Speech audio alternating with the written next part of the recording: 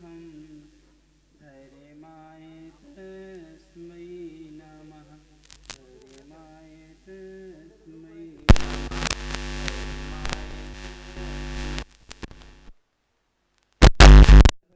भगवंतों की जय। 24 तीर्थंकर भगवंतों की जय। श्री 100 अजित सागर जी महाराज जी की जय। पूज्य मुनिषी निराग सागर जी महाराज जी की जय। ढाई दिन में 3 कम 9 करोड़ महामुनि राजों की जय। दर्शनीय बंधुओं, कोई व्यक्ति बहुत लंबे समय से सदियों से अंधकार में रहता है और कोई उसकी जिज्ञासा भी थी और प्रयत्न भी था कि अंधकार से हट करके हम प्रकाश में आए, और वह उसकी भावना और उसका प्रयास धीरे धीरे सफल हुआ और एक दिन उसको प्रकाश क्या है मिल ही गया। और जैसे अभी चतुर्मास के लिए 40 दिन और रह गए हैं, तो इसमें हमें ये प्रयास करना है कि जैसे हम प्रकाश में आए हैं, हमारे सहधर्मी बंधु जितने हैं वो भी प्रकाश में आ जाएं। जैसे हमारे जीवन का अंधकार दूर हुआ है, ऐसे जितने भी लोग हैं सभी का अंधकार क्या हो, दूर हो। और अंधकार को दूर करके एक श्रमण संस्कृति होती है और एक आर्य संस्कृति, सनातन संस्कृति होती है। दोनों संस्कृति में थोड़ा सा अंतर हुआ करता है। अंतर इतना होता है, एक में ईश्वर अवतार लेता है और एक में ईश्वर का क्या होता है, जन्म होता है। दोनों में थोड़ा सा अंतर है। जब यहाँ पर जन्म कल्याण का महोत्सव होता है तो जन जन का कल्याण होता है, यहाँ तक कि नरकों में भी शांति छा जाती है, ये उसका महत्व होता है। और जब कोई अवतार होता है तो यहाँ जितने भी आताताई होते हैं उनका क्या होता है, विनाश होता है, विलय होता है।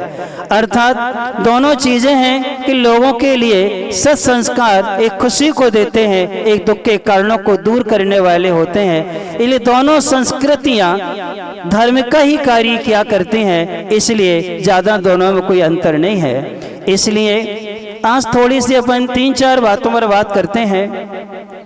उत्तम जीवन का मिलना ये अपना भाग्य है।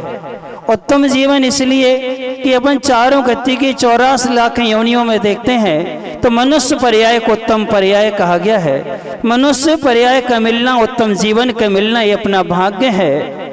इसके बाद उत्तम सामग्री का मिल जाना ये अपना सद्भाग्य है। अर्थात मानव जीवन मिला है, आत्म कल्याण के लिए प्रभु के दर्शन मिल जाते हैं, गुरु के दर्शन मिल जाते हैं, प्रभु का मंदिर मिल जाता है, सत्संग करने के लिए हमें स्थान मिल जाता है जब हम सब लोग एक साथ बैठ कर के धर्म की बात करते हैं। अर्थात हम अपने जीवन को पवित्र कैसे बनाएं, हम अपनी बुराइयों को दूर कैसे करें, ये जब हमारी मन में भाव होते हैं और जिस स्थान पर हम बैठ कर के चर्चा करते हैं वो स्थान भी पवित्र हो जाता है, तीर्थ बन जाया करता है। जैसे स्थान पर आज मुनि महाराज आए बैठे, त्रिलोकीनाथ भगवान भी आकर स्थान पर बैठ गए तो स्थान क्या बन जाता है, पवित्र तीर्थ बन जाता है। इसी प्रकार से जब हमारे लिए उत्तम सामग्री मिलती है तो ये हमारा सद्भाग्य कहलाता है। और जब इस सामग्री का हम सदुपयोग करते हैं, अर्थात इससे हम अपनी बुराइयों को दूर करके धर्म के मार्ग पर चलते हैं तो उसे कहते हैं सौभाग्य। अर्थात उत्तम जीवन मिलना, उत्तम सामग्री का मिलना, इन दोनों के हम जब हम सदुपयोग करते हैं, अर्थात जब हम धर्म का आचरण करते हैं, व्यसनों से बुराइयों से दूर रहते हैं, तो हमारा सौभाग्य क्या होता है, जागृत होता है। और जब हम दोनों सामग्रियों का दुरुपयोग करते हैं, उत्तम जीवन मिला है। मनुष्य पर्याय में आकर के हम शराब में, जुआ में, चोरी में, या लड़ाई झगड़े में, कलह में, वैमनस्यता में यदि हम अपने समय को निकालते हैं तो हमारा दुर्भाग्य कहलाता है। हमने उत्तम जीवन पाया।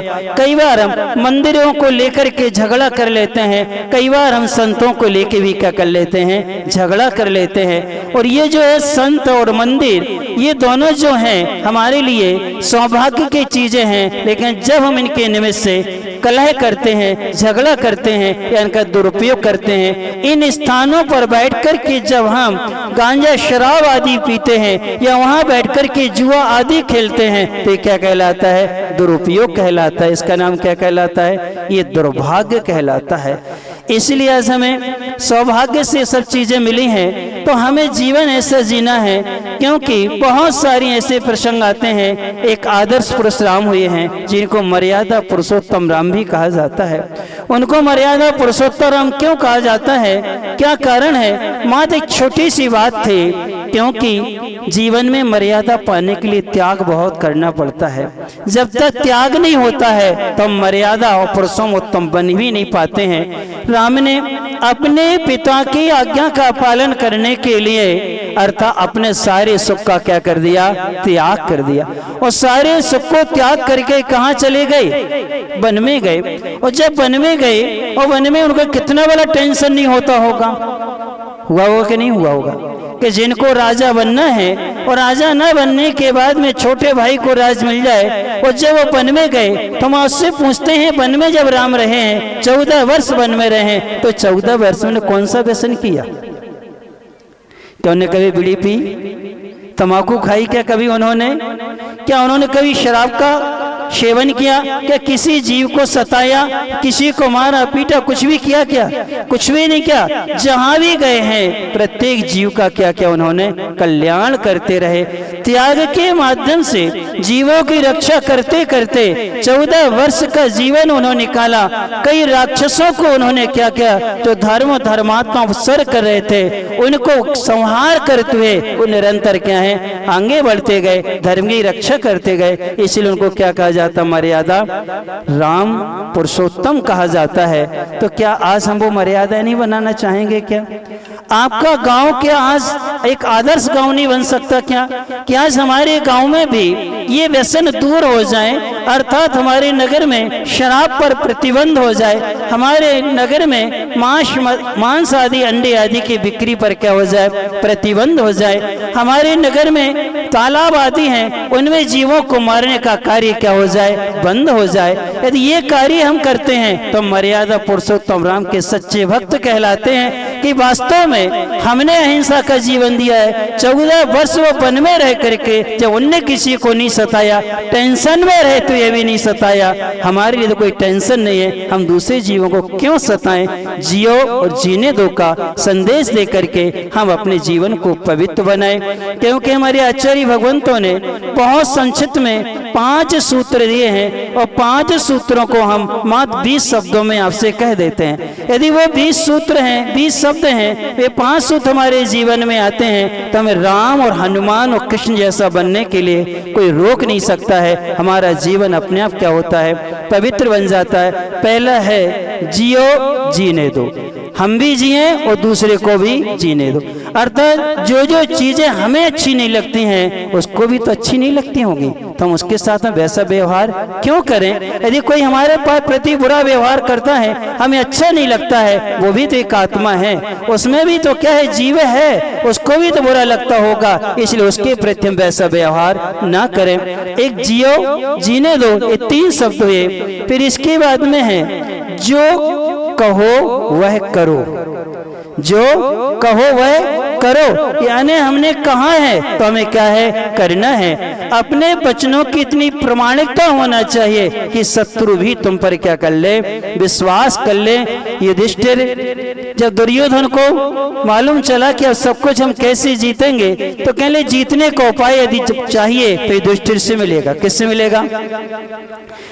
तो उस समय दुर्योधन कहता है कि युधिष्ठिर वो हमें क्या बताएगा जीतने को उपाय? उन्हीं से तुम्हारा क्या हो रहा है? युद्ध हो रहा है। तो कृष्ण जी ने कहा देखो उस समय जब तक सूर्य का अस्त नहीं होता है तब तक तुम लोग आपस में योद्धा हो। सूर्य अस्त के बाद में वो तुम्हारा भाई है और तुम उसके लिए क्या हो?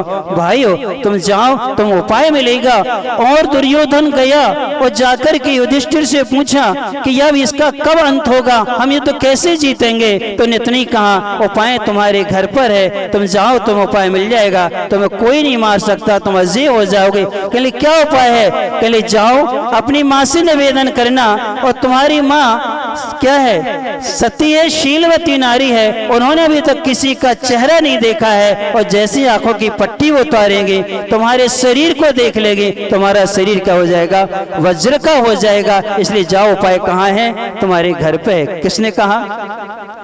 युधिष्ठिर ने, यानी जो कहो वह करो, यानी उनके वचनों पर दुर्योधन ने भी क्या कर लिया, विश्वास किया और वो गए। बाद में भले कृष्ण जी ने कुछ संशोधन उसमें कर दिया, ये बात अलग की है, लेकिन हम कहते जो कहो अपन को क्या है, करना है। इसके बाद में तीसरा सूत्र है, शोषण कभी नहीं, कहीं नहीं। शोषण हमें कभी नहीं करना चाहिए और किसी भी क्षेत्र में नहीं करना चाहिए, ना पारिवारिक क्षेत्र में, ना सामाजिक क्षेत्र में, और ना राजनीतिक क्षेत्र में, और ना आध्यात्मिक क्षेत्र में। चारों प्रकार के क्षेत्र में कभी किसी का शोषण नहीं करना चाहिए। अर्थात यही कहलाता, हमारा अचौर्य व्रत कहलाता है कि शोषण कभी नहीं करेंगे और कहीं नहीं करेंगे। फिर इसके बाद में चौथा है, जैसा मैं वैसे सब, यानी जैसा मैं हूं वैसे क्या है, सब हैं। जैसे मेरी आत्मा है वैसी सबकी आत्मा है। यदि हमारे जीवन में आ जाता है, ये ब्रह्मचर्य कहलाता है कि अर्थात किसी के प्रति दुर्व्यवहार अच्छा नहीं है तो हमारे प्रति भी अच्छा नहीं है। इस प्रकार से जैसा मैं हूं वैसे क्या है, सब हैं। ये चौथा सूत्र है। पांचवा सूत्र ये है कि सबका सुख अपना सुख। किसका? अपना सुख, सबका सुख नहीं, सबका सुख सो अपना सुख, यानी सभी सुखी रहें। और सबको सुखी रखने के लिए हमें यदि थोड़ा बहुत दुख उठाना भी पड़े, हम दुख उठा लेंगे, लेकिन हमारे निमित्त से सब क्या होना चाहिए, सुखी होना चाहिए। ये अपरिग्रह का क्या कहलाता है, सिद्धांत कहलाता है। हम ऐसे अहिंसा आदि के, अहिंसा, सत्य, चौर्य, ब्रह्मचर्य, अपरिग्रह, ये 5 सूत्र हैं। इन 20 शब्दों में यदि हम अपने जीवन में इनको उतार लेते हैं तो हमारा जीवन पवित्र पावन बन जाया करता है। तलवाड़ा वालों के लिए बहुत उत्तम जीवन मिला है। उत्तम जीवन के साथ में उत्तम सामग्री तुम सबको मिल गई है। बहुत अच्छे अच्छे जिन मंदिर भी हैं, और भी शंकर जी के, हनुमान जी आदि के बहुत सारे जिनार मंदिर हैं। उन मंदिरों को हम मिलकर के अच्छे से आराधना करके अपने जीवन को क्या कर सकते हैं, अच्छा बनाए, और हम अपने जीवन से व्यसन है, बुराइयां हैं, उनको दूर करें। अर्थात आपस में मिलजुल करके मैत्री भाव के साथ में रहते हैं तो हमारा सब क्या करते हैं, सहयोग करते हैं। इसलिए राम ने वन में रह के किसी को नहीं सताया, तो सबने राम का क्या किया, सहयोग किया। बिना मांगे भी सबने का क्या किया है, सहयोग दिया है। हम सब भी ऐसा ही अपना जीवन बनाएं, जिससे हमें सबका सहयोग मिलते हुए हम अपना जीवन अच्छे धर्म में व्यतीत करें। ऐसी मंगल भावना है कि तलवाड़ा वालों को अंधकार में थे लंबे समय से, प्रयास किया, आपको प्रकाश मिल गया। अब ये प्रकाश मिला है, अब हम सदुपयोग कर लें। अर्थात हम 40 दिन जो हमें मिले हैं, दीपावली को दीपक जलते हैं, एक रात में ही उतना ही अंधेरा दूर होता है। आपके लिए तो हमारे गुरुवर विद्यासागर महाराज ने ऐसे ऐसे दीपक दे दिए हैं, इन दीपकों का प्रकाश कभी शांत नहीं होता है। एक बार जल गए तो ये जलते ही रहते हैं, प्रकाशमय बने रहते हैं। हम ऐसे इनके जीवन से प्रेरणा लेकर के अपने जीवन को भी प्रकाशमय बनाए। इन्हीं भावना से बोलिए परम पूज्य संत सुनी आचार्य भगवंत गुरुवर श्री विद्यासागर जी महाराज की जय। स्वर्णकार समाज, पाटीदार समाज, सोमपुरा समाज और हमारे गांव के सरपंच साहब भी हमारे बीच उपस्थिति में आवें और महाराज श्री को श्रीफल भेंट करें। दीनज जी त्रिवेदी, प्रकाश जी भट्ट, नारायण जी सोनी, पूर्णाशंकर जी द्विवेदी साहब सभी आवें और महाराज श्री को श्रीफल भेंट करें। और इनके चरण कवियो जल फलादि अर्घ्यम निर्वामी ते स्वाहा। नमोस्तु महाराज जी, नमोस्तु नमोस्तु। पाद प्रक्षालन के लिए मुझे धूल जो मिल जावे चरणों की रज पाकर, तकदीर बदल जावे। बोले की रज पाकर तकदीर बदल जावे। बोले 108 मुनि निराग सागर जी महाराज की जय। बोलिए आचार्य गुरुवर श्री विद्यासागर जी महामुनि राज की। गुरु जी हमारे बीच में विराजमान हैं।